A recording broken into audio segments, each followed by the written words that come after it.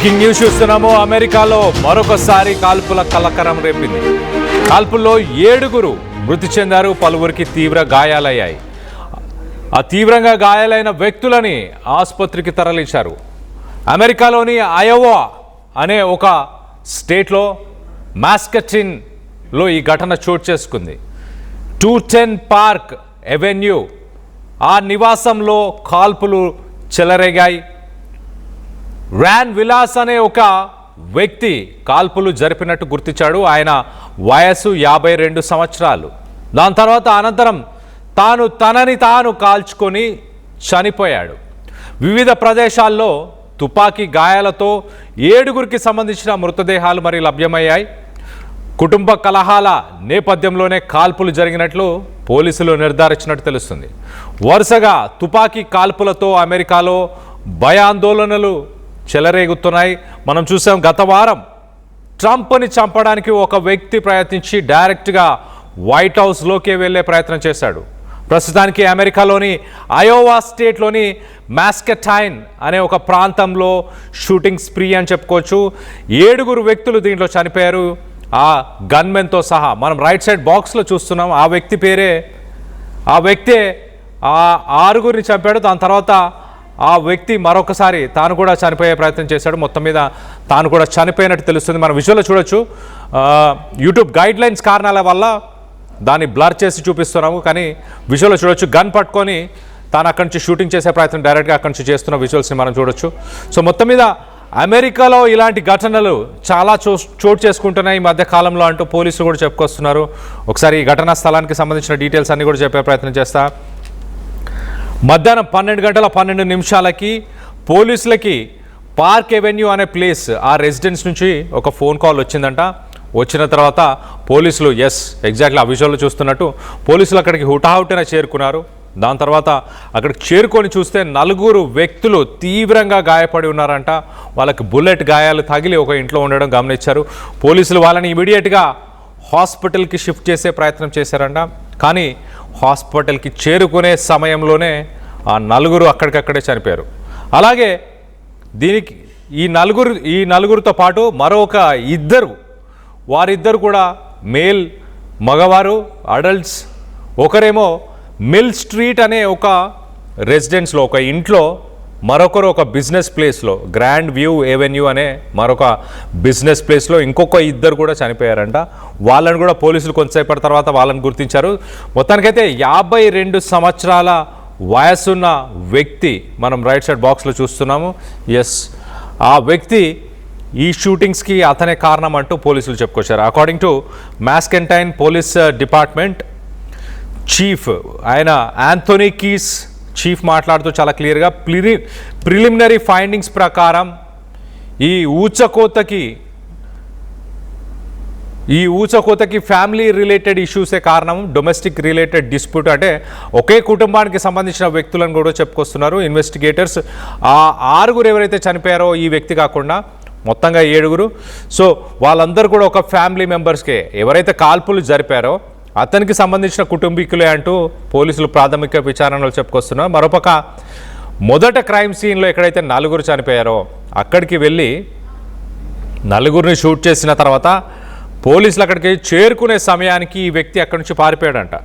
అక్కడి నుంచి పారిపోయి ఇంకొక 2 వ్యక్తులను కూడా షూట్ చేసే ప్రయత్నం చేశారు. మొత్తం మీద తర్వాత 6 చనిపోయిన తర్వాత ఆ వ్యక్తిని పట్టుకోవడానికి పోలీసులు ప్రయత్నం చేసినప్పుడు మిసిసిపి రివర్ అనే ఒక నది, ఒక రివర్ పక్కన తను పోలీసులకి ఎదురుపడ్డాడంట. పోలీసులు సరెండర్ అవ్వాలని ఎంత కోరినా కూడా అతను మాత్రం వినలేదంట, ఎంత నెగోషియేట్ చేసినా వినలేదంట.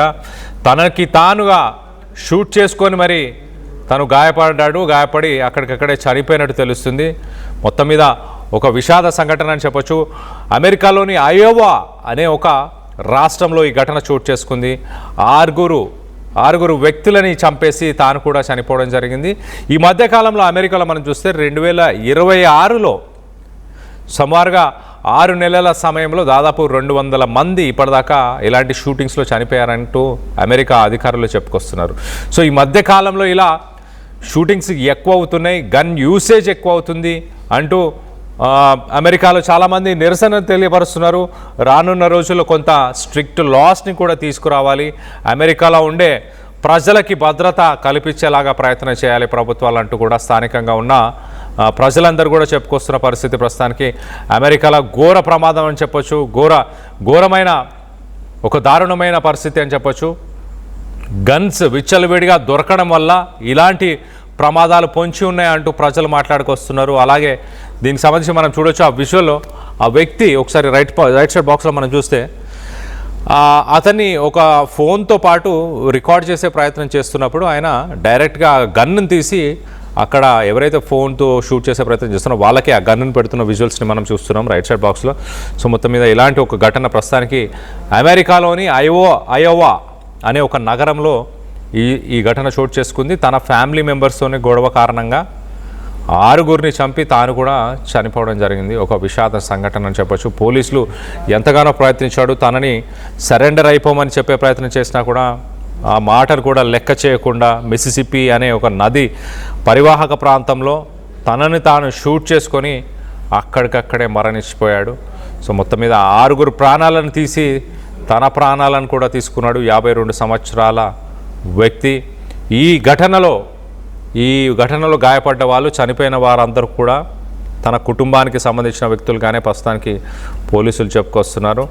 52 సంవత్సరాల ఆ వ్యక్తి చేసిన ఈ ఘటన పైన మీ అభిప్రాయాలు ఏంటనేది కింద కామెంట్ రూపంలో తెలియపరచండి. అలాగే అమెరికాలో 2026లో ఒకసారి చూస్తే 165 ఇలాంటి మాస్ షూటింగ్స్, అంటే మాస్ షూటింగ్ అంటే ఒక్కసారి విచ్చలవిడిగా ఇష్టానుసారంగా ఆ ప్రదేశంలో ఉన్న వ్యక్తులపైన కాల్పులు జరిపితే దాన్ని మాస్ షూటింగ్ అంటారు.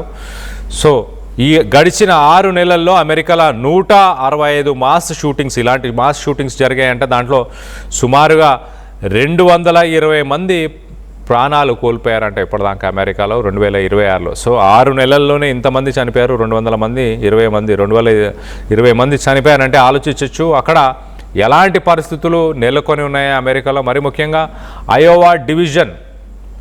అయోవా డివిజన్లోనే ప్రస్తుతానికి ఇలాంటి పరిస్థితులు నెలకొని ఉన్నాయా, ఇతర ప్రాంతాల్లో కూడా ఇలాంటి పరిస్థితులు నెలకొని ఉన్నాయా? ఆర్టీవీని వీక్షిస్తున్న అమెరికాకు సంబంధించిన వ్యూవర్స్ ఎవరైనా ఉంటే అమెరికాలో గన్ కల్చర్ గురించి మీ అభిప్రాయం ఏంటనేది కింద కామెంట్ రూపంలో తెలియపరచండి. అక్కడ విచ్చలవిడిగా ఆయుధాలు దొరకడం వల్ల ఇలాంటి మాస్ షూటింగ్స్ జరుగుతున్నాయని మీరు అభిప్రాయపడుతున్నారా? మీరున్న రాష్ట్రంలో ఎలాంటి పరిస్థితులు నెలకొని ఉన్నాయి? మీరున్న రాష్ట్రంలో గన్కి సంబంధించి ఎలాంటి రెస్ట్రిక్షన్స్, గన్ యూసేజ్కి సంబంధించి ఎలాంటి రెస్ట్రిక్షన్స్ ఉన్నాయి అన్న దానిపై మీ అభిప్రాయాలు ఏంటనేది కింద కామెంట్ రూపంలో తెలియపరచండి. మనం విజువల్లో చూడొచ్చు, ఆ వ్యక్తి చూడండి గన్ పట్టుకొని ఆ వ్యక్తిని మొబైల్లో రికార్డ్ చేస్తున్న వ్యక్తులను కూడా షూట్ చేసే ప్రయత్నం చేస్తున్నాడు. ఇమీడియట్గా ఆ పొజిషన్ తీసుకున్నాడు, చాలా అగ్రెసివ్గా కనిపిస్తున్నాడు. ఈ అగ్రెషన్ అంతా మరి తన కుటుంబ సభ్యులపైన చూపించడానికి అసలు ముఖ్య కారణం ఏంటో మరి తెలియాల్సింది. పోలీసులు అయితే ప్రాథమిక విచారణలో కుటుంబ కలహాలే అంటూ పోలీసులు చెప్పుకొస్తున్నారు. దీనికి సంబంధించి మీ అభిప్రాయాలు ఏంటనేది కింద కామెంట్ రూపంలో తెలియపరచండి.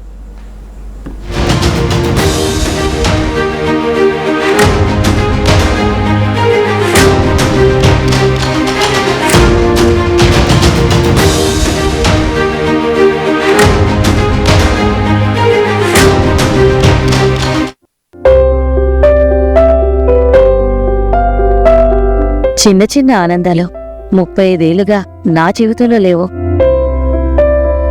35 ఏళ్లుగా నేను డైపర్లలో బ్రతికాను. 6 సెంటీమీటర్ల ఫిస్టులా నా మూత్రాశయంలో లీకు కారణమైంది. ఎవరూ నాకు సహాయం చేయలేకపోయారు. ఏఐఎన్యూలో వైద్యులను కలిసే వరకు.